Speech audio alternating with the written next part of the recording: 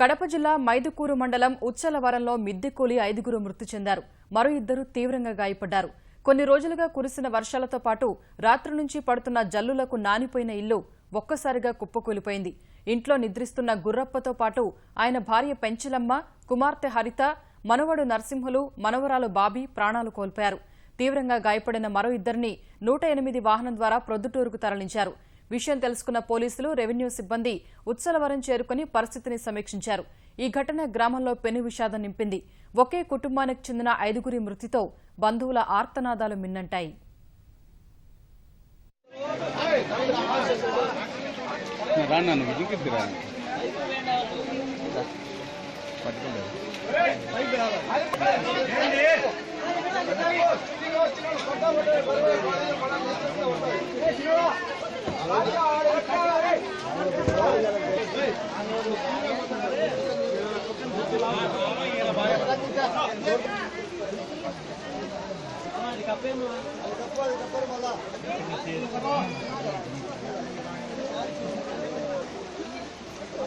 మీరు అడ్డం రావు.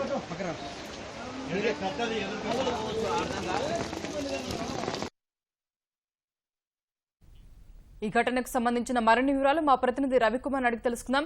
రవి, మిద్దె కూలి 5గురు మృతి చెందిన గ్రామంలో ఇతర భవనాల పరిస్థితి ఏంటి? ఆ స్వప్న ఇప్పటికే పాత భవనాలపై మైలవరం మన మైదుకూరు మండలం ఉచ్చలవరం గ్రామంలో అధికారులు తనిఖీలు చేస్తున్నారు. ఆ పాత భవనాలు ఎదురుంటే వాటిని ఎమ్మటే స్వచ్ఛంగా ఖాళీ చేసి కూల్చేయాలని చెప్పిన అధికారులు గ్రామస్తులు సూచించారు. ఈ ఉచ్చలవరం జరిగిన ఘటనతో గ్రామంలో మాత్రం పూర్తిస్థాయి విషాదాలు అలుపుకున్నాయి. గ్రామస్తులు కూడా ఒకటే కంటిన్యూ వర్షం పడుతున్న వల్ల భవనాలు ఎక్కడ కూలుతాయని భయాందోళనలు ఉన్నారు. వారికి కూడా ఇల్లు కూల్చేసిన తర్వాత ఇందిరమ్మ ఇల్లు లేకుంటే ఎన్టీఆర్ గృహం తరపున లాంటి ఇల్లు ఇవ్వాలని కూడా గ్రామస్తులు అధికారులు మొరబెట్టుతున్నారు.